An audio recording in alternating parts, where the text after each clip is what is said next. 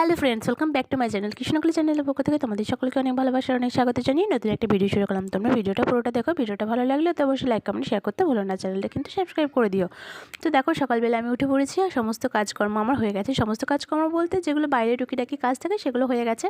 আর তারপরে এখন পজিশনে উঠে পড়েছে আর ও এখন নিচটায় বসে আছে। তো আমি দেখো, তোমার ভাবলাম যে ও যখন ও দিদির কাছে আছে নিচে, তখন আমি মানে বিছানাটা একটু পরিষ্কার করে নিই, কারণ বিছানাটা পরিষ্কার না করলে আমার ঘরে কোনো কাজ করে কোনো শান্তি হয় না। তো যতক্ষণ আমি তোমার এই লেপ বলো, তারপরে মেয়ের কাঁথা বলো, বালিশ সমস্ত কিছু ভাঁজ করে একটা সাইডে না করতে পেরেছি। আর এই শীতকালের একটা সমস্যা কী জানো তো, পুরো বিছানাটা যেন একটা মানে একটা সাইড যেন মানে অনেকটা জোড়া হয়ে থাকে, সেই রকম একটা ব্যাপার থাকে। আমার প্রচণ্ড বিরক্ত লাগে। গ্রীষ্মকালে মনে হয় যেন এই দিকটা থেকে আমি নিশ্চিন্তে থাকি। আর বিছানার মধ্যে এটা ওটা নামানো থাকলে আমার ভালোও লাগে না সেটা, কিন্তু যাই হোক, কিছু করার নেই এখন। আর আমার এখন একটা রুমের মধ্যে সমস্ত কিছু হয়ে গেছে, ওই জন্য আমার অনেকটা কষ্ট করে কাজকর্ম করতে হয়।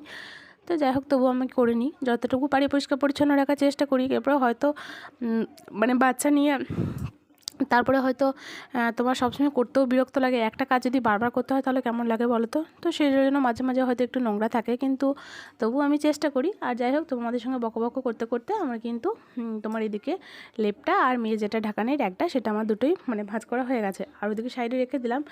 আর এই যে এখন ফাইনালি আমার বেড কভারটা, মানে বেড কভার না, বিছানাটা আমার কমপ্লিট হয়েছে। আর তারপরে চলো আমি এদিকে ভাতটা বসিয়ে দিই। আর আমি এখনও রুমের ভিতরটা কিন্তু মানে ঝাড় দিইনি বা মুছিনি, কিছুই করিনি। তো আর কালকে আটাটা নিয়ে মানে তোমার দাদাভাই নিয়ে এসেছিলো, একটা প্যাকেট খুলেছে, আটাটা ভালো না, মানে ফেরত দেবো দোকানে, সেই জন্য আর কি রেখে দিয়েছি। আর আমি এখন তোমার জল ভরবো বোতলে, তো এগুলোকে পরিষ্কার করে রাখবো। তারপরে দেখো, ওরকম মানে বাড়িতে কাজকর্ম করতে করতে মেয়েকে ডাক্তার দেখানোর কথা ছিল, হঠাৎ ফোন করলো ডাক্তার দেখাতে আসতে হবে। আর আজকের ওয়েদারটা একদমই ভালো না, তো যাই হোক, কী করবো, কিছু করার নেই। সেই জন্য আবার তাড়াহুড়ো করে ওদিকে সমস্ত কিছু বন্ধ করে দিয়ে আমি মেয়েকে ডাক্তার দেখাতে নিয়ে এসেছি। তো এখন বাইরেটায় দাঁড়িয়ে আছি। আর বাইরেটাই তোমার আমাদের সামনেই নাম আছে, মানে 2-3 এরকম নাম আছে হয়তো। তো ডাক্তারবাবু ভিতরে গেলেন, আমিও এখন ভিতরে যাই। তো দেখি কতটা কীরকম কী হয়। আর অনেক দিন ধরে ভাবছিলাম মেয়ের অনেকটা ঠান্ডা লেগে গেছে, ওকে একটু ডাক্তার দেখানো দরকার। সেই আমরা 1 জানুয়ারি ফিস্টি করতে গেছি তখন তার হয়তো 1 সপ্তাহ আগে থেকে মেয়ের এরকম শরীরটা খারাপ ছিল। তো তখন থেকে না ডাক্তারবাবুকে আর পাইনি কো। আর তারপরে হয়তো একটু মধ্যেখানে কমেছিল, সেজন্য অতটা গ্রাহ্য করিনি। তারপরে এখন দেখছি প্রচণ্ড ঠান্ডা লেগে গেছে। আর এত ওষুধ খাইয়েও ঠিকমতো ঠান্ডাটা যাচ্ছে না। হোমিওপ্যাথিক খাওয়াইছি, বাড়িতে যে সমস্ত ওষুধ ছিল খাইয়েছি, মানে ওষুধের দোকানে বলে ওষুধ নিয়ে খাইয়েছি, কিন্তু কোনো লাভ হচ্ছে না। তো গ্যাসও টানানো হয়ে গেছে। তো সেই জন্য ভাবলাম দেখিয়ে নিই।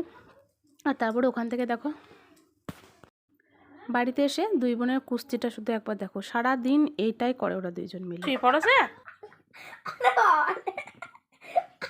সতু কবে আর তুলবো না সিরা উড়ে বাবা রে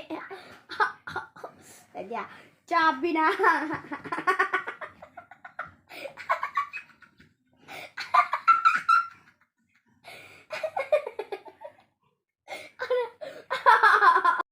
তো এই যে দেখো, সবসময় কারেন্টের একটা অসুবিধা আমাদের বাড়িতে আছে। এই যে এখন তোমার বিকেল 5টার বেশি, 5টা হয়তো হবে না, 4:30 বাজে এখন। তো কারেন্ট নেই। আমি এইমাত্র একটু চা খেলাম। তো এই যে দেখো, একটু চা খেয়েছি। আর বিছানার অবস্থা খুবই খারাপ। এই যে মেয়ে উঠে গেছে আর আমি এখানে কিছু দরকারি জিনিস মানে কাজকর্ম সারছিলাম খাতায়। তো আজকে তোমাদের দাদাভাইয়ের একটা বিয়ে বাড়িতে নিমন্ত্রণ আছে রাত্রিবেলা, ও তো চলে যাবে খেতে ওখানে। তো সেজন্য আমি আর মেয়ে আছি 2জন মিলে। তো আমরা রাত্রিবেলা কী খাবো এখনও ঠিক করতে পারছি না, বুঝেছো। তো সেই জন্য ভাবলাম আজকে যেহেতু কোনো কাজকর্ম নেই, তাই তোমাদের সাথে একটু ভিডিও করি, বসে আছি। তো তোমার পাশেই বিয়ের বাজনা বাজছে, এখন আমাদের এই রাস্তাটা দিয়ে পেরিয়ে গেল দেখলাম। তো যাই হোক, আর জানো তো এই রকম এই চাদরগুলো আমি দেখেছি অনেকের কাছেই আছে, তো আমার কাছে ছিল না। আজকে এসেছিলো আমাদের গ্রামে বিক্রি করতে 50 টাকা করে। তো আমাদের এখানে অনেকেই নিয়েছে।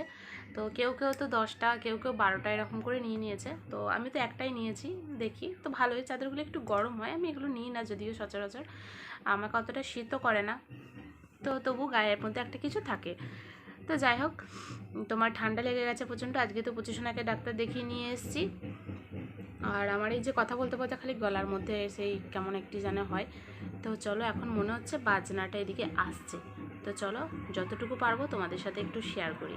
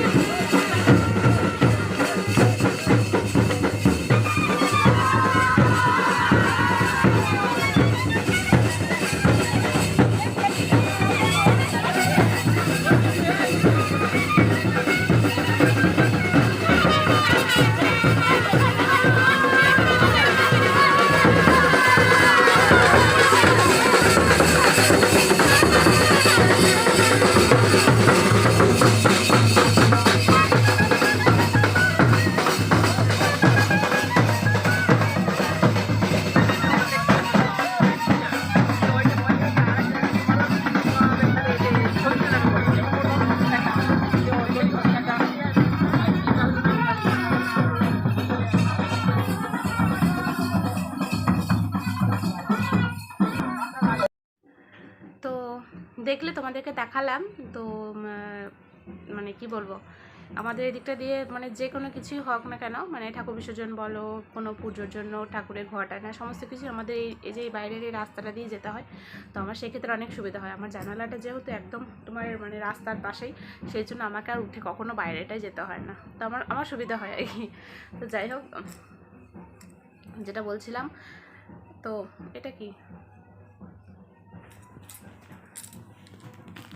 ও আচ্ছা, কে নিয়ে এসছে জানি না, মেয়ে নিয়ে এসছে হয়তো, আনতে বলেছিলাম, তো ঢাকা দিয়ে চলে গেছে। তো যাই হোক, চলো তোমাদের সাথে আবার একটু সন্ধ্যেবেলা কথা বলবো। এখন একটু বসি, মানে মুডটা ভালো লাগছে না। 20 টাকা, দুটো চপ নিবি, দুটো জিলিপি নিবি।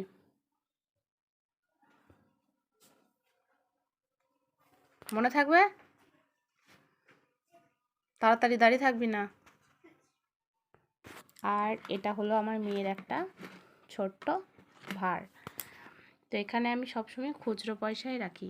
তো এই যে দেখো, জানি না হয়তো দেখতে পারবে না, এই যে। তো চলো, আজকে খুচরো পয়সা আমার কাছে আর বেশি নেই। এখানে 3 টাকা আছে। আমি প্রত্যেক দিন 1 টাকা হলেও এখানে ভরি, হ্যাঁ। তো এই যে এটা 1 টাকাই আজকে ভরলাম, 2 টাকাটা এখানে থাক। আর আমি কয়েকদিন আগে এগুলো খুলে রেখেছি, এর মধ্যেই ভরা থাক। আর আমার এগুলো সব হিসেবের টাকা। আমার মেয়ের জন্য আমি এই ব্যাগটা করেছি। দেখো এখানে মেয়ের নাম লিখে রেখেছি মুসু। কেন বলো তো? কারণ হচ্ছে তোমার মেয়েকে যখন কেউ কোনো মানে টাকা দিয়ে যায়, আমি সেটাকে খরচা করি না। আগে খরচা হয়ে যেত, কিন্তু এখন আর খরচা করি না। এই টাকাটাকে আমি পুরো জমিয়ে যখন 500 টাকার মতো হয়ে যায়, তখন আমি সুকন্যা সমৃদ্ধি যোজনা একটা বই করাচ্ছি, তার মধ্যে ভরে দিই। আর খুচরো পয়সাগুলো আমিও কিছু কিছু দিয়ে তোমার খুচরো পয়সাগুলো ওই ভাতটার মধ্যে রেখে দিই।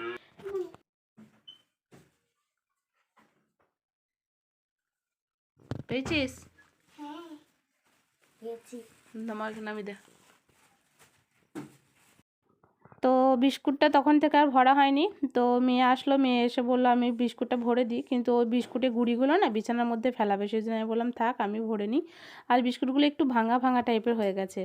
আবার এদিকে দেখো, আমি ওদিকে চপ আনা করিয়েছি, আর মেয়ে আবার বলছে মা চপটা থাক, আমার চপ দিয়ে মুড়ি খেতে ইচ্ছে করছে না, শরীরটা ভালো লাগছে না, তো আমাকে অন্য কিছু বানিয়ে দাও। তো ওই জন্য আবার কী বানাবো, সেই জন্য দেখলাম যে ঠিক আছে, এখন আর এই মুহূর্তে মানে ঠান্ডা নেই ঠিক কথাই, কিন্তু মানে কোনো কিছু করতে এনার্জি লাগছে না। তার জন্য আবার একটু আলু কেটে কুকারের মধ্যে তোমার নুন হলুদ একটু জিরে লঙ্কা দিয়ে একটু নাড়াচাড়া করে নিয়ে একটু সিটি মেরে খেয়ে নেবো। তো চলো, আজকের ভিডিও ছিল এটাই। দেখা হবে আবার পরে কোনো ব্লগের সাথে।